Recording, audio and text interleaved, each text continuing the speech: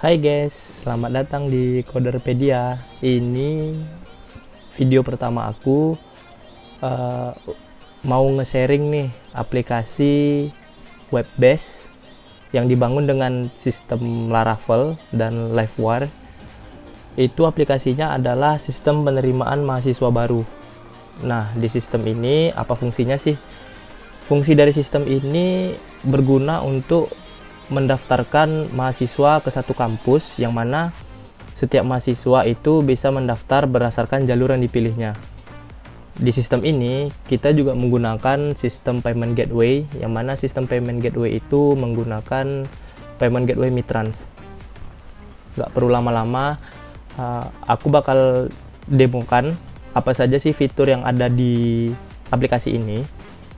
Yang pertama itu tentunya ada fitur login, yang secara default itu ada user admin dan passwordnya itu default 1 sampai 8. Login.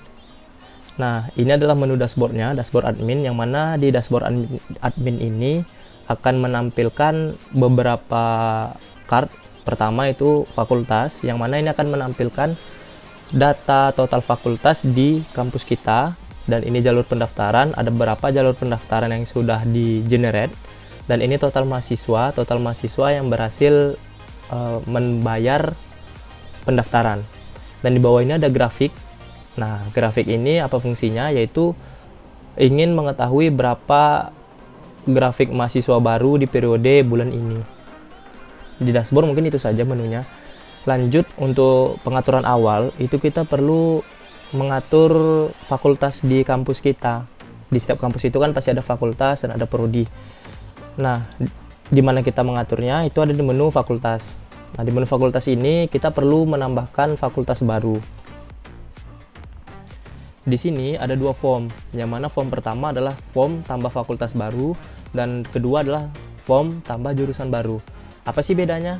Nah, untuk tambah fakultas baru ini, yang mana kita tuh misalnya mau nambah fakultas baru yang mana fakultas tersebut belum ada di sistem. Misalnya sekarang kan ini belum ada fakultasnya, kita coba masukkan fakultas ilmu komputer lalu untuk jurusannya itu teknik informatika, simpan. Nah, ketika kita balik lagi ke menu fakultas, maka akan ada satu fakultas baru yang kita daftarkan. Nah, ini kan kita sudah ada fakultas nih. Misalnya kita mau nambahin lagi prodi di fakultas ini, contoh itu fakultas sistem informasi misalnya. Nah, ketika kita hanya ingin menambahkan prodi, kita bisa di form yang kedua. Nah, inilah fungsi form yang kedua, itu hanya untuk menambahkan prodi ke satu fakultas. Di sini kita tambah sistem informasi, simpan. Lalu di sini akan ada satu prodi baru, yaitu sistem informasi. Oke, kita udah berhasil melakukan setting fakultas. Dan satu lagi itu kita perlu mengatur kuota pendaftaran untuk tiap prodi. Nah, di sini kita coba untuk setting kuotanya. Di setiap prodi itu kita setting 10 saja. Oke. Sudah selesai, berarti untuk setting fakultas itu semuanya sudah selesai dan kuota pendaftaran sudah selesai. Selanjutnya apa? Selanjutnya itu kita harus membuat jalur pendaftaran. Nah, misalnya biasanya kan kita tuh kalau daftar kampus itu ada semacam brosur pendaftaran kampus, yang mana di dalam brosur itu ada beberapa jalur pendaftaran seperti jalur mandiri, jalur prestasi dan lain-lain. Di sistem ini juga kita bisa melakukan pengaturan tersebut di menu PMB. Menu PMB ini adalah menu pendaftaran mahasiswa baru. Secara default itu tidak ada, kita perlu menambahkan jalurnya dulu. Pertama itu ada di dalam form ini ada beberapa field, yaitu nama jalur apa yang ingin kita namakan, misalnya jalur mandiri. Nah, ini biaya pendaftaran, ada berapa biaya pendaftarannya, misalnya 300.000. Lanjut, tanggal mulai dan tanggal berakhir. Nah, tanggal mulai ini maksudnya adalah kapan jalur ini bisa digunakan. Kita buat jalur ini bisa digunakan sekarang, dan tanggal berakhir ini sampai kapan jalur ini dapat digunakan. Kita set saja sampai akhir bulan ini. Nah, di sini adalah untuk jurusan.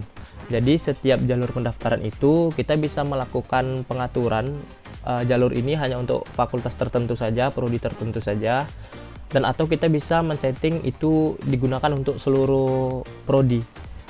Nah, di sini saya coba untuk gunakan di seluruh prodi, untuk semua jurusan kita simpan. Nah, maka akan ada notif akan ada alert jalur berhasil ditambahkan. Kita masuk lagi ke menu PMB. Nah, di sini ada satu kart baru, yaitu kart jalur baru, yaitu jalur mandiri, dimulai tanggal 27 Juli dan berakhir di 31 Juli. Jumlah prodi ini artinya berapa prodi sih yang dapat menggunakan jalur ini, yaitu ada 2. Status ini dimulai, berarti artinya bisa digunakan, jalur ini bisa digunakan jika statusnya sudah berakhir, berarti sudah lewat dari tanggalnya, dan jika belum dimulai, itu akan ada status belum dimulai. Oke, untuk setting awalnya, untuk setting kampusnya itu kita sudah selesai. Lanjut untuk di bagian mahasiswa. Nah, di sini kita coba masukkan beberapa formnya yang diperlukan. Ketika kita klik daftar PPDB, itu akan otomatis langsung login ke dashboardnya mahasiswa. Di sini kita menggunakan role and permission dari dependensi namanya Spati. Teman-teman bisa melihat langsung ke websitenya, kita menggunakan Spati role permission ini. Lanjut, ini jalur yang berhasil ditambahkan oleh admin tadi. Nah, kita sebagai mahasiswa itu bisa melakukan pendaftaran di jalur tersebut. Nah, kita isi data yang diperlukan, fakultas, data tambahannya. Nah, ini akan ada detail informasi kita, informasi kelas yang kita gunakan, yang kita pilih, dan terakhir itu pilih metode pembayaran. Di sini adalah Snap Mitrans. Mungkin teman-teman pernah dengar metode pembayaran Mitrans menggunakan integrasi Snap. Nah, kira-kira beginilah bentuknya. Untuk mungkin pertama itu kita cek dulu. Ini kan udah di-generate nih invoice-nya. Maka misalnya kita login lagi, misalnya sebagai mahasiswa.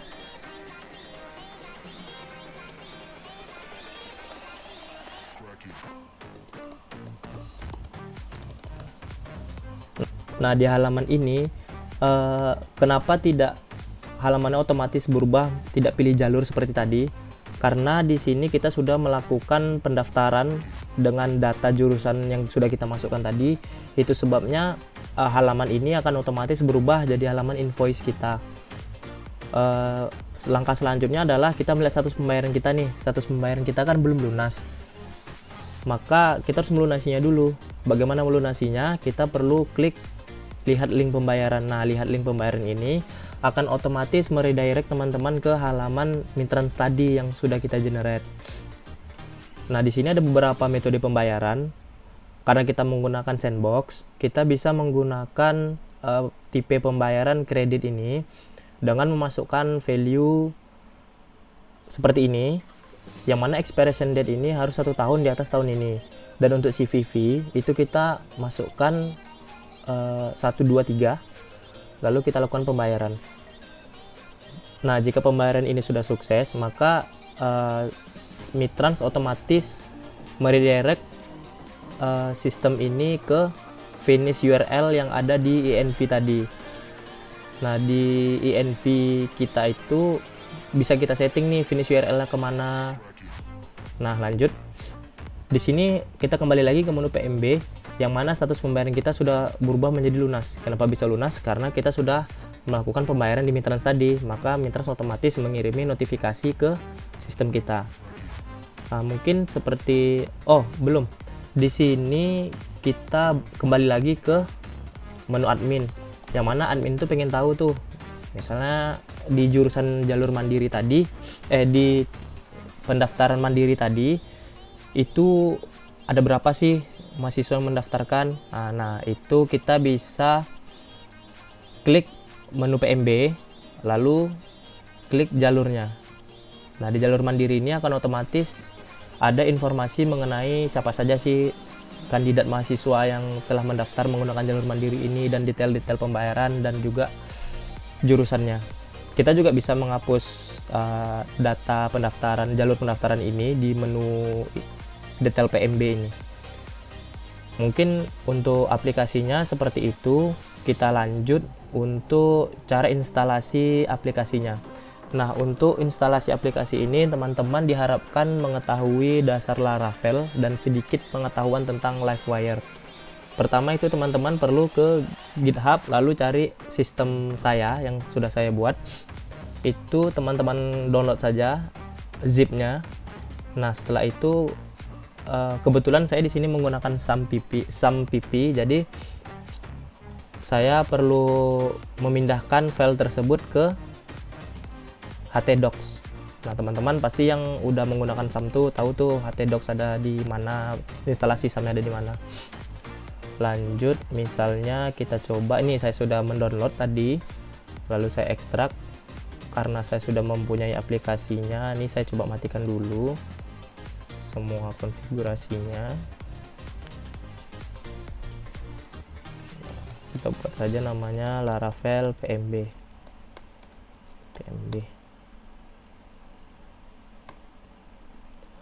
Jika sudah selesai, selanjutnya kita perlu kita buka aplikasi kita di text editor. Untuk saat ini saya menggunakan text editor Visual Studio Code.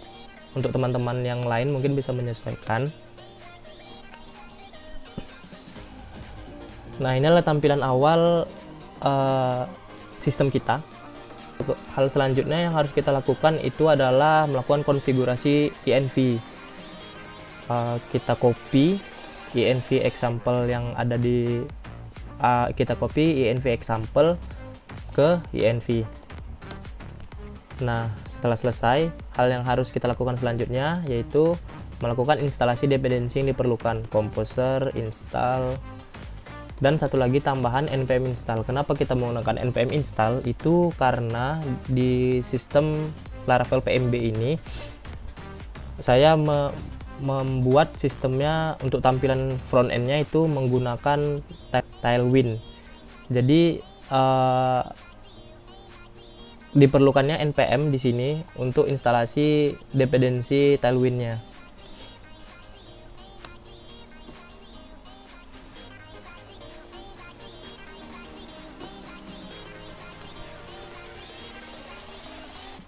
Oke, instalasinya sudah selesai. Hal yang harus dilakukan selanjutnya adalah mengenerate key aplikasi kita. Nah, ini instruksi dari Laravelnya.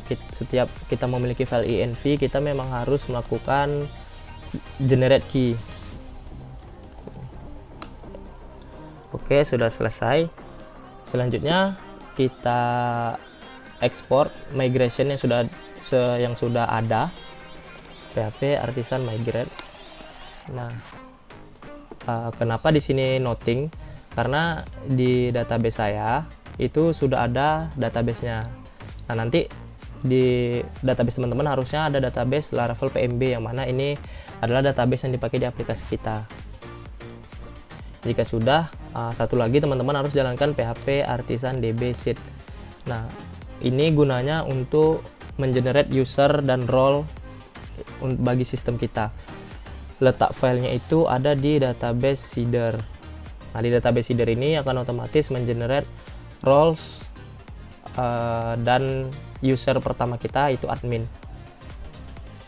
Jika sudah, baru masuk kita ke langkah berikutnya, yaitu menjalankan aplikasinya, PHP artisan serve. Dan di sini satu lagi kita harus menjalankan di sini sudah PHP artisan serve, dan di sini perlu kita ubah dulu direktorinya ke aplikasi kita di Laravel PMB. Oke, yang selanjutnya itu jalankan npm run dev. Kenapa kita menggunakan npm run dev ini? Karena yang seperti saya bilang tadi, saya menggunakan library frameworknya Tailwind. Jadi untuk nge-watch kita mau lihat real time nih perubahan tampilan dan lain-lainnya, harus menggunakan npm ini. Oke, harusnya sistem kita udah bisa berjalan di port yang diberikan ini. Silakan buka di browser teman-teman.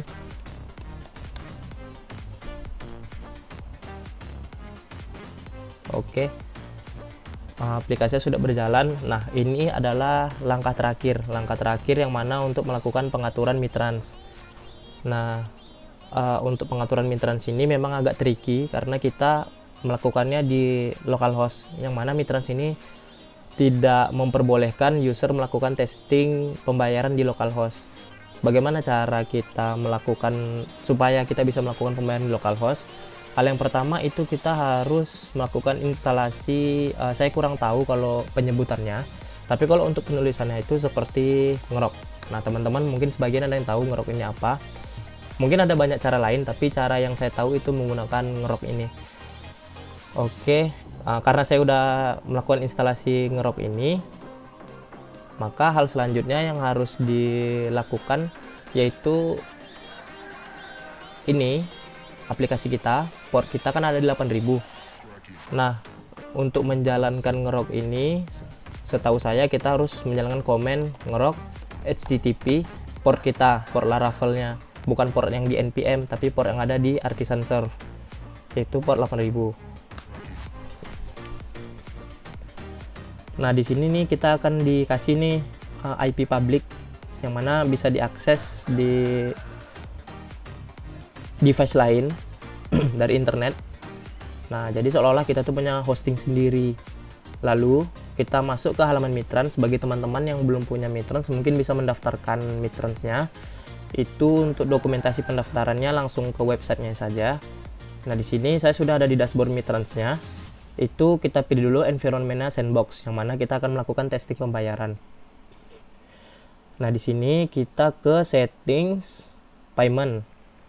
Nah, di setting payments ini ada beberapa form, yaitu finish redirect URL dan notification URL. Nah, untuk finish redirect ini kita abaikan aja, karena kita bisa mengatur finish redirect ini dari sistem kita, dari env. Nah, di sini ada beberapa settingan mitrans, yang mana finish URL ini bisa kita setting dari sistem kita. Yang perlu diperhatikan itu hanya notification URL. Nah, di notification URL ini akan ada beberapa form, yang payment notification URL dan recurring payment notification URL ini fungsinya itu adalah untuk memberitahukan sistem kita bahwa ada aktivitas pembayaran di mitrans, dan yang mana kita harus menjalankan aksi di sistem kita. Sebagai contoh, tadi kita ada melakukan pembayaran PMB di mitrans, maka mitrans akan mengirim aksi ke sistem kita bahwa pembayaran tersebut valid dan sudah dibayarkan, dan kita harus mengubah status pembayaran menjadi paid. Nah, kita settingnya di sini nih, endpoint. Nah, di sini kita masukkan URL-nya dari ngerok tadi. Kita copy saja. Nah, di sini yang kita cukup mengubah domainnya, lalu save. Nah, di sini nih ada parameter API payment notif. Ini apa sih? Nah, API payment notif ini adalah endpointnya dari sistem kita. Untuk melihatnya itu kita bisa masuk ke routing API. Nah, di sini ada nih payment notif. Kenapa harus POST? Karena memang dari mitransnya mengharuskan metode aksesnya itu adalah POST. Di sini URL payment notif, yang mana URL payment notif ini akan mengecek nih status pembayaran kita tadi, notifikasi dari mitransnya itu dicek di sistem kita. Jika sudah settle, maka ubah kode pembayaran menjadi paid. Oke, untuk cara instalasinya sudah selesai, semua sudah selesai. Teman-teman bisa menggunakan aplikasinya, dan aplikasi Laravel PMB ini dapat berjalan dengan baik.